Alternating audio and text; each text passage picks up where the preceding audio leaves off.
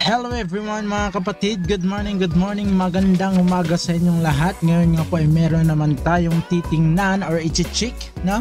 Na isang project na maganda naman mga kapatid, na kagaya po ng mga dumaang project na merong mga farm features mga kapatid. Okay, so itong laro na to ay ang Pexland Edge of Heroes mga kapatid, na dati nga ay nasa Toon lang at ngayon nga po ay nakipag cross chain na sila sa Ronin mga kapatid, kaya mas lalong gaganda at dadami ho ang user dito at panigurado mga kapatid maraming papasok dito.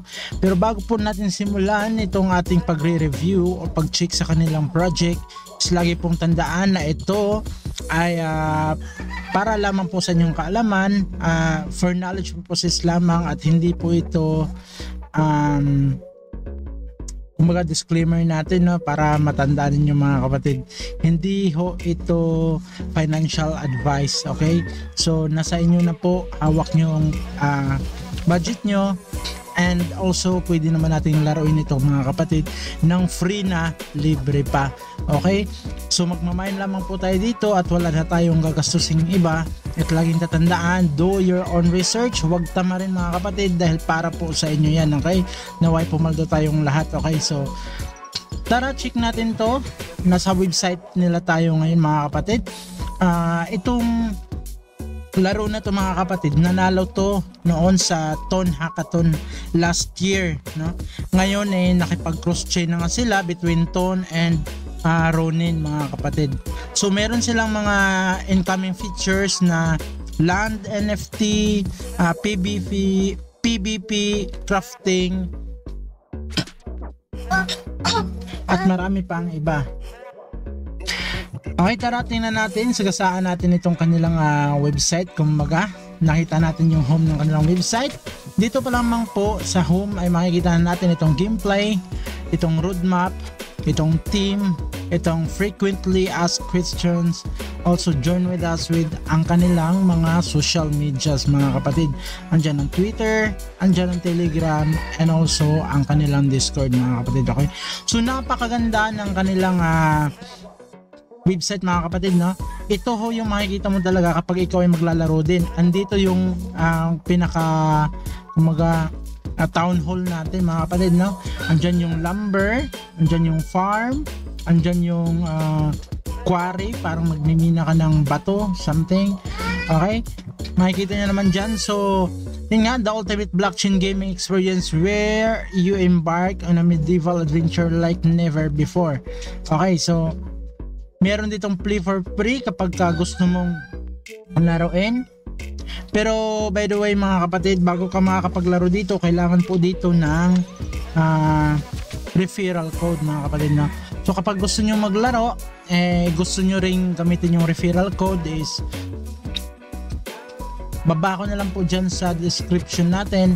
And sa mga gagamit po, maraming salamat sa inyo. At pag meron na kayong ibang code, is okay lang naman po yun, no? So sa gagamit po, thank you so much, kasi hindi ho ma-open ang laro pag wala pong referral code mga kapatid. Okay, so tara pasukin natin tong gameplay nila. Sabi nila dito, idle farming system helps you collect resources, developing your kingdom sustainably and continuously. Kagaya lang po ito ng mga nakaraan nating mga na-review na project mga kapatid. Dito sa farm, syempre kukuha natin dito is yung food. Yan, the farm is the backbone of your village, survival providing the food. Yan po kapag ka-farm na. Sa sawmill naman, alam natin na ang produce nito is mga lumber, no? Itong mga log na to. And also dito sa quarry, bato ho ang pwede nating minahin dito na kailangan. Essentials every ano po dito, every kumbaga mining, farm, sawmill, quarry, essential po yan para mag-upgrade ng ating ito na town hall natin mga kapatid. Kailangan natin yan. Okay, yun nga, sa quarry, bato, makakuha natin yung stone. Okay, and syempre sa iron mine, makukuha natin dito yung iron naman po mga kapatid, natural, no? Kasi iron mine nga siya, no? Yan po yung gameplay natin mga kapatid. Mamaya ipapakita ko rin sa inyo kung paano laruin ito. pasukin natin mamaya yung pinaka-game niya mga kapatid, okay? So tapos na tayo sa gameplay, tara pasukin natin yung roadmap nila. Dahil nga po nakipag cross chain sila ngayon sa Ronin mga kapatid, no? So bago na parang binago nila lahat ngayon mga kapatid, okay? Bagong bago yung lahat ng gameplay nila, may kaunting mga binago, hindi naman talaga sin totally na bago lahat, may konti lang, okay? So meron silang mga hindi pa na-check dito, which is yung iba dyan, okay? Pero yung kadalasan dyan mga kapatid is tapos na. And tara, pasukin natin yung team. Hindi na natin masyadong anuhin yung roadmap kasi mahaba-haba po yan, madami, okay? So tara, sa team tayo. Si Dennis nga yung kanilang CEO, Chief Executive Officer. Nakakausap po natin ito. Gusto ko pong sabihin sa inyo na hindi ho bayad itong ating pagre-review, kung naging kaibigan nila natin itong si Dennis, okay? So ito po ay free lamang dahil free lang naman po yung pagsali natin dito. Nasa inyo na po kung gagastos kayo mga kapatid, okay? Si Brian PH, hindi ko alam kung ano yung PH na yan. Yan po yung COO nila. Tapos si MO naman is Jake Thompson. Hindi ko alam mga kapatid kung taga saan ho sila talaga, no? Si Salim ng Daniel Harris. Eto alam natin kung taga saan to, mga listeners, tong Harris, Thompson, and also itong Anderson mga kapatid, no? So yan ho ang nasa kanila o ang bumubuo ng kanilang team mga kapatid. So sa fact naman, frequently asked questions, baba ka lang mula dito sa team, baba mo lang, tapos dito makikita mo na pag clinic mo, Pixieland is a strategy game that combines village building, hero collection, and dungeon exploration. Players take on the role of leader of community, developing the village, recruiting heroes. So is it free to play? Yes, Pixieland is completely free to play with optional in-game purchases. So nasa inyo na po talaga yan mga kapatid kung gagasto kayo, kasi dito kayang-kaya naman po natin at pwedeng-pwede tayong kumita ng maliit kahit free lang po yung ating paglalaro dito, okay? So how many types of resources? Yung pinakita ko po kanina, merong wood, stone, iron, food, and then gold use naman na makakuha natin sa mga battle, sa pagmamine, building and upgrading naman po, and gems to speed up work progress mga kapatid, no? Paano mag-recruit na maraming heroes? There are currently many ways to summon heroes through summoning gems, using resources to buy in the shop, or receive through quest spins, event rewards. So how many type of heroes are there? There are 5 hero levels including common, uncommon, rare, super rare, and super rare or SSR mga kapatid, classified by the role. Meron siyang tank, meron siyang physical damage, magic, support, and range. Yan po yung classified na hero natin mga kapatid. How do I join the community of other Pixieland players? Dito makikita natin mga kapatid kung saan tayo pwedeng sumali sa kanilang mga socials, at andun din yung mga guilds mga kapatid, na. So Telegram, X, YouTube, Discord, you can chat through the game's official social channel, okay? So ngayon nga po mga kapatid, try natin pasukin yung laro naman nila mga kapatid, okay? Ito yung kanilang pinaka laro, okay? Andito yung kanilang pinaka town center. I-build natin yan, tapos maghihintay lamang tayo ng makaipon tayo ng mga ganitong resources, yung wood at saka ng food, para ma-upgrade natin yan sa level 2. Ito naman pong village mga kapatid, itong house, kailangan ho natin i-build dyan para magkaroon ho ng tao. Itong mga workers na to, kailangan ho ng workers mga kapatid, na magbibuild tayo ng workers sa pamagitan ng pagtatayo nitong mga houses mga kapatid, okay? Yan, nakikita nyo may dalawa na tayong villagers sa house natin, na kumbaga level 1 pa lang, rank 1 kung tawagin nila. And yung rank 1 natin na house ay pwede po siya mag-supply ng 3 tao. Sa rank 2 is 6 na. Every rank yata or level, aakyat po siya sa or additional na 3 villagers or workers mga kapatid. Dito naman sa workers natin, dito natin ilalagay kung saan mo gusto ilagay yung mga tao. Pwede mo ilagay sa sawmill o farm na pwede ka mag-minus, or pwede mo dito dalawahin, pwede mo dyan dalawahin, or pwede mong tag-isahin lang para naman merong tao sa parehong ano mo mga kapatid ng farm. Kung gaya nito, meron siyang isang tao, so every minute is plus 66 po siya na food, and plus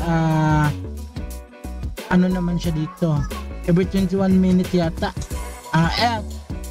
21 wood po siya every minute mga kapatid. Mapupuno siya in 4 hours lang, okay? So i-click mo lang siya, harvest kapag meron na. And also dito naman yung quarry natin kung saan makakapag-mine tayo ng stone. And dito naman yung iron mine natin kung saan makakapag-mine tayo ng iron. And every level natin dito mga kapatid, kapag ni-level up natin ito o rank, yun nga yung rank yung level up, dadami at dadami naman po yung ating mailalagay na tao para mas bibilis yung ating mine mga kapatid. Kapag ikaw ay meron na rin mga heroes dito mga kapatid na makukuha, ay pwede natin silang medyo lag yung PC ko, ayaw maklik. Pwede natin ilagay dito yung heroes natin mga kapatid para mas bumilis yung mine nila, or maging unlimited yung kanilang storage, hindi mapupuno. Kasi pag napuno na, mahihirapan na tayong mag-mine, no? Kailangan na natin i-claim. And tip ko sa inyo mga kapatid, ang food okay lang po, wag nyo munang i-click kung hindi nyo naman kailangan, dahil kakainin po yan ng workers ninyo and mauubos lang po yan ng mauubos. Hindi na ho kayo makakapagpundo ng food dahil kakainin ho ng inyong workers.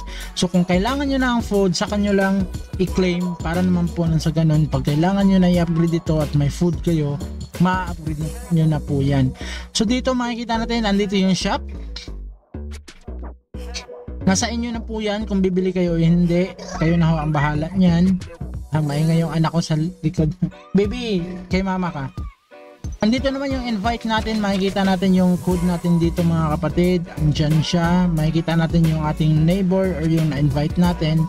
And also, bawat invite natin is meron po yung reward mga kapatid na hanggang dalawang ano yata natin, hanggang kapag ka nag-invite tayo, and kapag invite natin 2 levels, kumbaga 2 levels invite. Yan, ito yung sinasabi ko sa worker. Yan, kapag ka meron kang hero, click mo lang yung assign, makikita mo dyan, i-assign mo.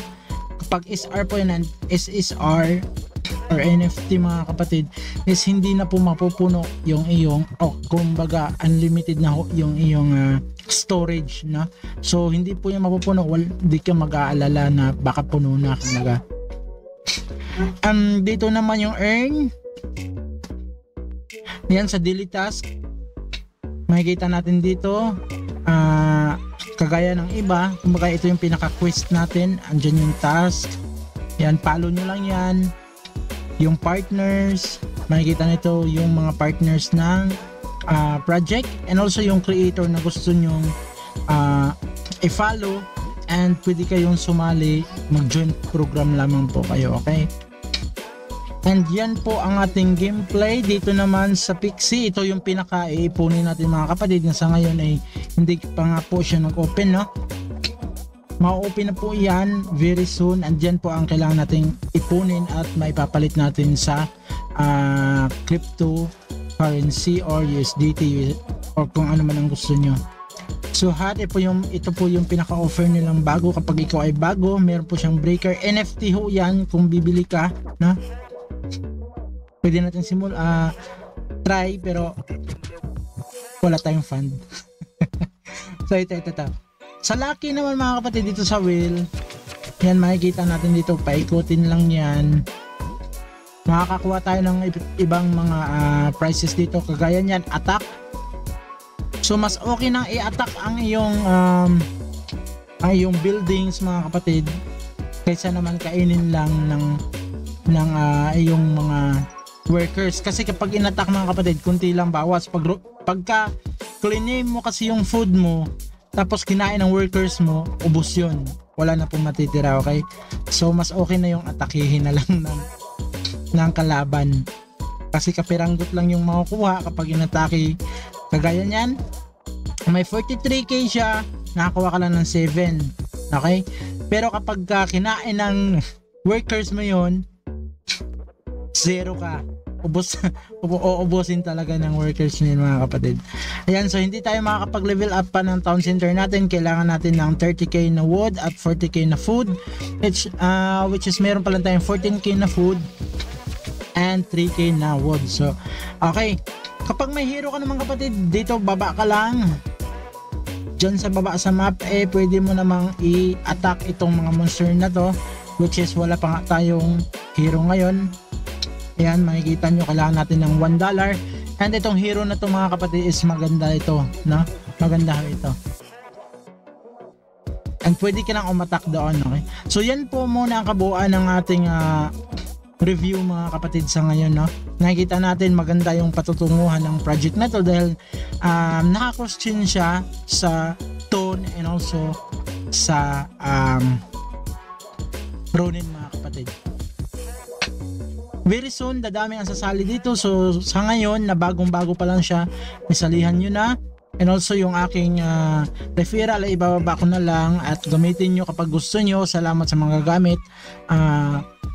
Sa mga hindi naman po is okay lamang po, okay?